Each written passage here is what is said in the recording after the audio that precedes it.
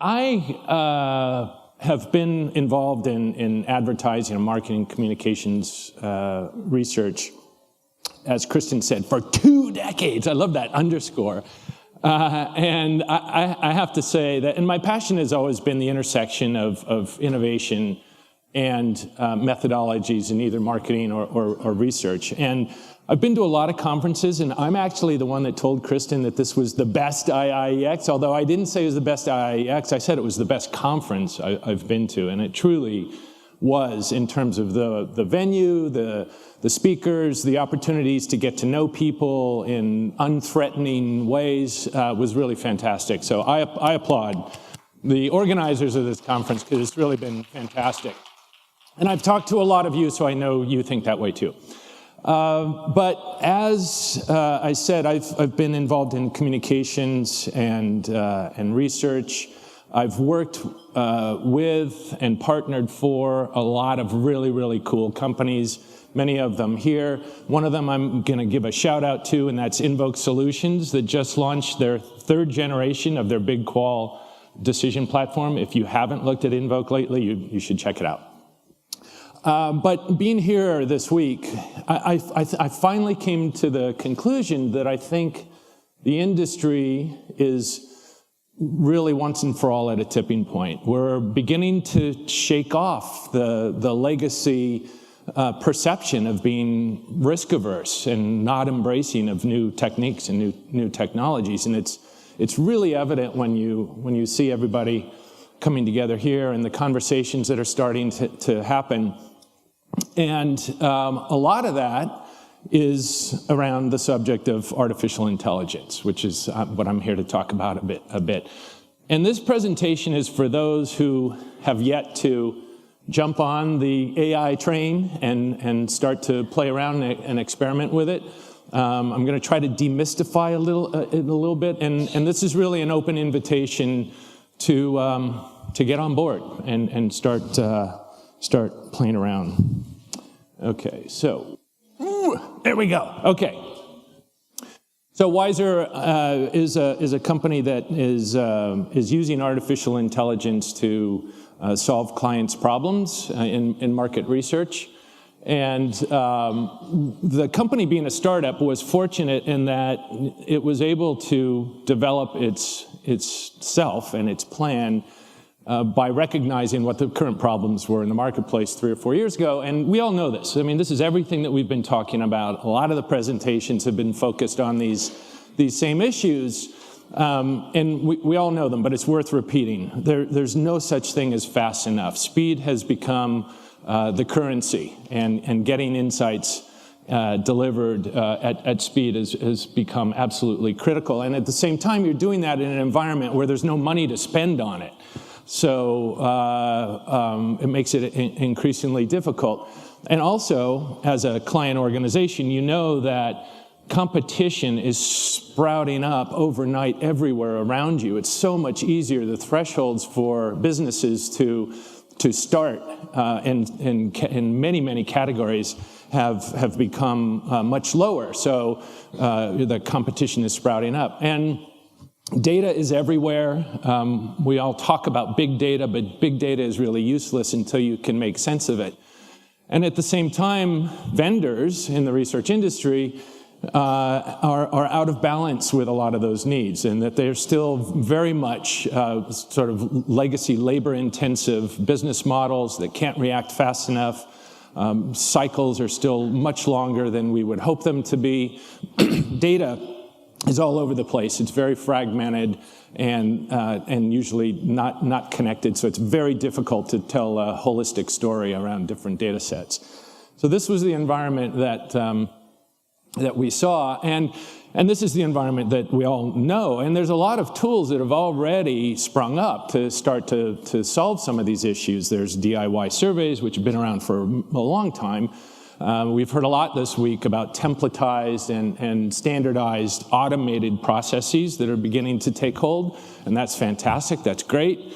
It's really helping in terms of that speed of execution and the problems with budgets. There's human-supervised, semi-automated techniques, augmented intelligence, perhaps, or even intelligence augmentation, or IA, and there's even companies are starting to change the way that they're organized and creating more of a SWAT team kind of an environment that can act fast, creating more of a startup kind of a mentality within bigger companies that can start to solve some of these problems. And there's a proliferation now of lots of interesting social listening tools, and they're getting better and better at actually analyzing and presenting the conversations that are going on around us socially. So a lot of these great things are already happening. But AI kind of really, in its biggest, if it's going to deliver on the promise, sits above all of that. And that's what I'm going to talk a little bit about here. But first, there's so many different definitions of artificial intelligence. I'm going to bring us back down to reality here. And it's really simply computers performing tasks that humans do, or that humans can't do at scale. Really, really simple. Just keep that in the back of your mind. And the second definition that I want to talk about is smart data. And smart data is making sense of big data. So we're finally at the point, big data has existed for a long time, but people haven't known what to do with it. And now we do know. We're getting better visibility into what we can do and how we can make that data smart and therefore actionable. It's been happening around us. The funny thing is that I think we're starting to take for granted what artificial intelligence is doing to our lives outside of market research. All these things, self-driving cars, online shopping and recommendation engines and facial recognition.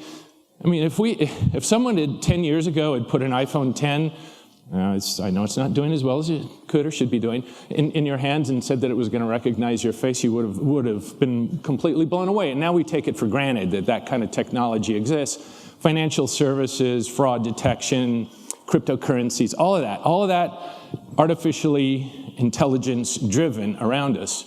But in market research, we haven't really kept up with the pace of what's going on around us. And if we think about the research process, it still is very much a linear, start on one end, end on the other end process, where you've got inputs, you process the inputs, and you have output.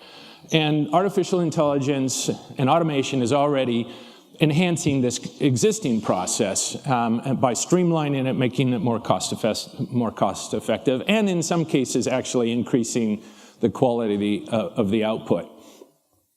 But the bigger promise of artificial intelligence is to actually change that whole linear thinking of the process and make it more of a living, breathing, active, always-on, real-time process. Where you've got a brain that is continuously feeding into and the inputs going into that brain in a very interactive, holistic way to produce new insights and supercharged insights and insights across now disparate data sets. So not just survey data, but social, search, sales, all forms of data. And then feeding that into a digital dashboard that is always accessible. And at Wiser, our brain, we call Kira, which is Knowledge Enhancement Ingestion and Reporting Algorithm. It is a piece of technology that's been developed that performs very complex research and data science tasks at a super large scale. So all these different data inputs are coming into it, and we're able to analyze and present bigger insights than you would have before. And it involves a lot of different AI-driven tasks that are sort of the layer that sits on top of it. Yes, starting with end-to-end automation, but then also self-learning domain mapping, where you can look at a category and actually, through machines, map out the ontology of that category in terms of brands, claims, attributes, ingredients or features, SKUs, and I'll talk a little bit more about that, but that sits within the brain.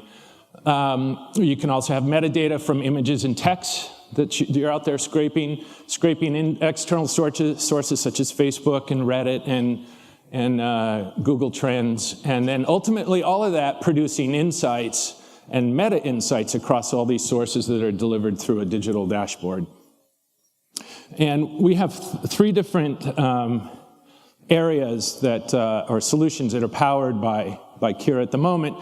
One is in the area of innovation, concept testing, claims testing, the other brand health, and then the last one in trend detection. And just to make it come to life a little bit more for you, I'm going to talk a little bit about trend detection. So this is just a slide of a possible dashboard that would be produced for trends. It starts, as I said, there's always a layer of survey data, and in this case, the survey data is a max diff exercise where consumers are trading off different attributes or trends or manifestations within a particular category, and it's always on, always being fed. So we're able to see the ones that are rising to the top in terms of importance. But then there's also, in addition to that, there's social listening and other sources of data that are fed into the analysis. And this is just another slide that represents the category mapping that I was talking about, or the ontology, because the machine is doing this, and this would be impossible to do by humans at the scale that the machine is able to do. But it basically scrapes information and is able to, by a category, identify the entire existence of that particular category and how it exists in the world with brands, as I said, brands, features, products, SKUs. So you've got a map for the data to fit within once you start feeding these other sources into, and it can now relate to the ontology. Your findings can relate to what exists out there in the real world and try to understand how it fits into it. This is just another quick example of a different application of artificial intelligence. It's kind of simple, but it's actually pretty interesting, and this is on the participant end, where you can use, and we've built an algorithm that actually detects fraudulent behavior among panelists, but it goes much further than just straight lining and speedsters. By the machine identifying within that particular environment, that particular study, what normal behavior should be, by assessing everybody's results and how they answered different questions, and then identifying the outliers from those panelists that don't reflect that same kind of behavior. And we'll give it a fraud score, 70, 80, 90%, and then you can select, you can actually view the results of that individual and remove them or keep them in the data set. But it's just using, again, AI to comb the data and identify those outlying behaviors that a human would have taken a lot longer to do. The other real simple example is on the delivery of the insight. You're able to, in this case, the machine has produced some high-level learnings over there on the left-hand side. You can't read them. It's not important what they say, but it's just identified kind of the extremes, the winners and the losers, so that when you come into the data, you already have a starting point because the machine has actually gotten a head start on identifying some of the results. And then on the right-hand side is the integration of quant and qual, where we've produced a quadrant map here, and the brands appear at different points on that quadrant map, and the machine will go in and actually read, through natural language processing, read the verbatims and associate a verbatim that maps to that point, why that brand is on that particular point on the grid. So it's reading across different data sets and telling a story, a connected story through quant and qual, all machine driven. And then this last one is an example of a meta insight where, in this case, we were conducting multiple studies. One of the target audiences was an early adopter segment. And across multiple studies, what the machine was able to identify is that early adopters were actually more loyal to their shopping environment than they were, to the product than they were to the channel or the retailer. So they didn't care where they were going to buy it. They were so determined to buy that product that they became less loyal. And the flip side is true, that non-early adopters were more loyal to the channel and less to products. So again, that wasn't actually anything that was ever asked of us to identify, but the machine identified it and became an additional learning. So those are just some examples. Hopefully, I sort of released some of the cobwebs about AI, gave you some inspiration for having conversations with any of the companies that are doing things like this. It isn't just Wiser. There's a lot of companies here that are involved in this, and I just would encourage you to check it out and give it a try. You know, it's kind of an experimental environment. If you could find a proof of concept and a way to just sort of test some of these things out, I would just encourage you to do it. So thank you. That's it. And for a couple questions. yeah, and I'm going to invite Idan Giva, who's one of the founders of Wiser, to come up here. He's my lifeline because he knows the technology a lot more than I do. Yeah. Right up here? Sorry, we're trying to get through. Sorry. Thank you. Hello, my name is Anna. The question is on the outliers. You know, every time you're touching them and removing them, you run the risk of really getting somebody different out, and then everything is average. But how does the machine truly know that's a true outlier? That's question one. And question two is on open-ended analyzing text. And does the machine learning have the ability to, that's where I see outliers or professional respondents when they're just answering crap. Does it deselect those? Yep. So, good question. Outliers, so imagine an antivirus, okay? Antivirus in your computer is trying to find whatever it is that it suspects to be a virus.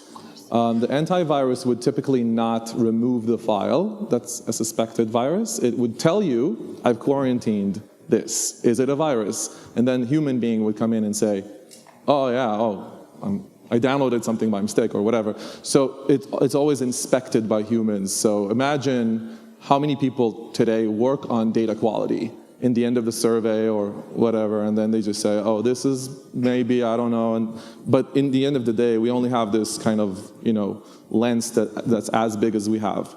The machine helps us broaden that lens tremendously. And then what happens is we get typically not that many, kudos to the panel companies, outliers or potential fraudulent respondents. And then the humans help in creating that feedback loop. So the machine gets smarter, and we know more, or we understand that there could be more potential fraudulent respondents that could somehow, compromise our data. The second question is about the verbatim. The verbatim goes across different types of sources. It could be an open-ended question in a survey. It could be posts on Facebook or Twitter. So it all has context, and it all has some sort of a theme around it. We try to, again, because of the fact that we try to analyze this text at scale, we're using multiple different tools to try and, first of all, understand what that text is, what is the context of that text, what is the intent that we're kind of trying to pull out of it.